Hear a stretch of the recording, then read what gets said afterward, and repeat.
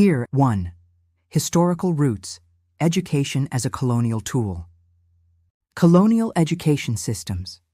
In Africa and the diaspora, European colonial powers designed schools to produce administrative and cultural intermediaries, Black people who could manage colonies and communities on behalf of European interests, but who were detached from indigenous ways of knowing.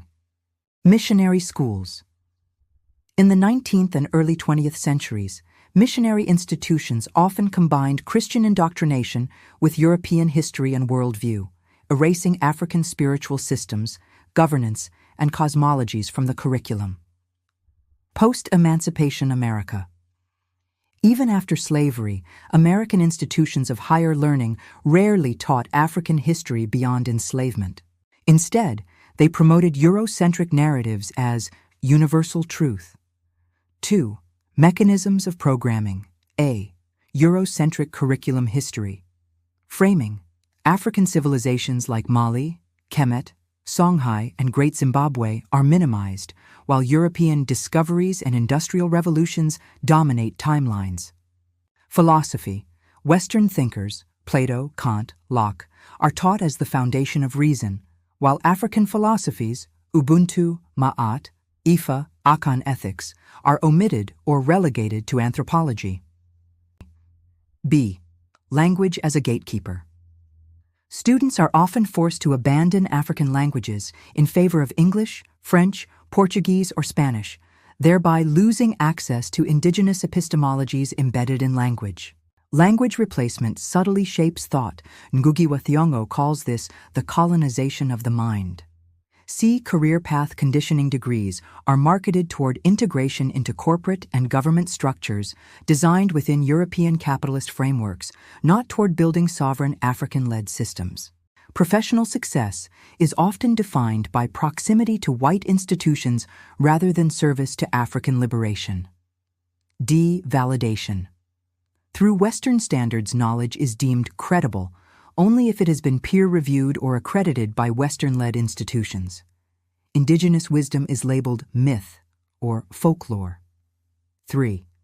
Psychological and cultural consequences. Alienation from community.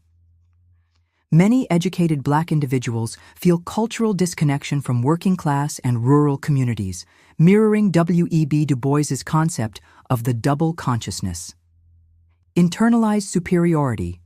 Belief that Western ways are inherently superior to African traditions, dismissing African modes of healing, governance, and conflict resolution as primitive. Gatekeeping. Educated elites may discourage revolutionary thought, instead advocating reform within white systems, a subtle function of colonial control. Fragmentation creates divides within the Black community between those with formal education and those with indigenous or grassroots knowledge. 4. Resistance and deprogramming. Pan-African higher education. Institutions like the African Union's Pan-African University, University of Sankore revival movements, and independent Afrocentric schools aim to restore African-centered curricula. Curriculum decolonization. Movements like Rhodes Must Fall in South Africa and the push for African studies and diaspora studies programs challenge Eurocentric dominance. Reclaiming indigenous knowledge, reintegrating oral histories, African spiritual systems, and traditional governance into community education systems. Diasporic reconnection, encouraging exchange between Africa and the diaspora to rebuild shared cultural identity beyond colonial frameworks. 5. Key thinkers and works. Ngugi wa Thiong'o, Decolonizing the Mind, Chinwezu, The West and the Rest of Us. Carter G. Woodson, The Miseducation of the Negro, Frantz Fanon, Black Skin, White Masks, Molefi Kete Asante, Afrocentricity, Amilcar Cabral, Return to the Source.